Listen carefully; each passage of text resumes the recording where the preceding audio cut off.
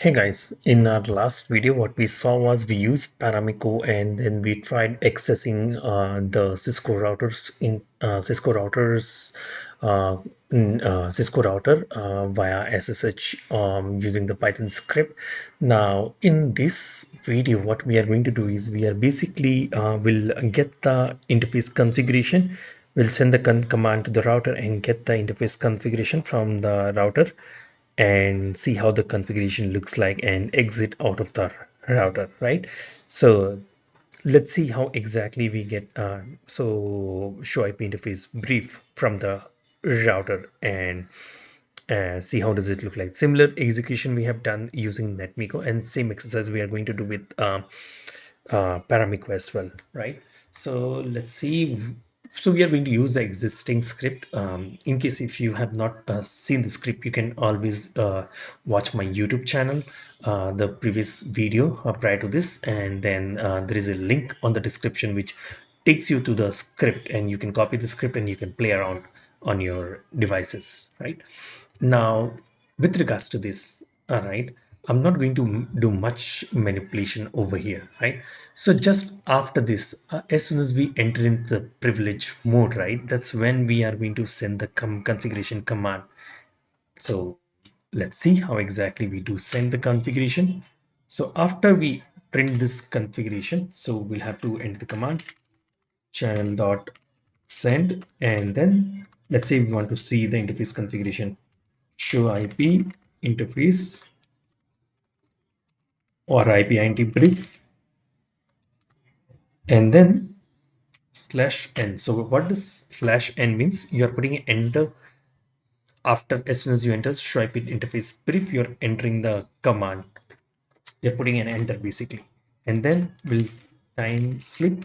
So we'll wait for 2 seconds before the command configuration is retrieved, because as soon as you enter the command, it's not necessarily that your router will give you immediate results, right? So wait for 2 seconds or more than that, right? It depends how fast your router respond to your request, right? So accordingly, you have to,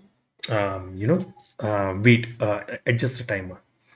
Now what we have to do is we have to put maybe IP interface brief output equal to, so we are creating a variable where we are going to use this particular channel receive and this into UTF format, right? And then we'll print. So basically we are going to print this variable, right, and save the configuration. So let's see how exactly it looks like.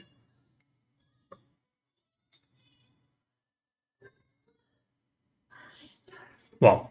So if you notice, right, so we after the login was successful exactly here, right? So we entered the command show IP interface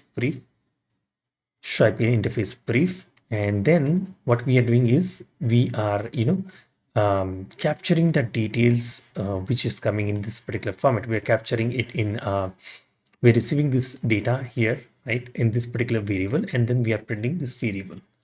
So let's see, if I don't define it time sleep, will it really impact us? So let's comment this out and see what happens if you don't define this time duration of 2 seconds. So you see, if I don't define this duration of 2 seconds, right, I was not able to manage to get the entire output. So let me rerun it to show you. See, I'm not getting the full output. Now let's say if I define the time to 1 second, what will happen in that case?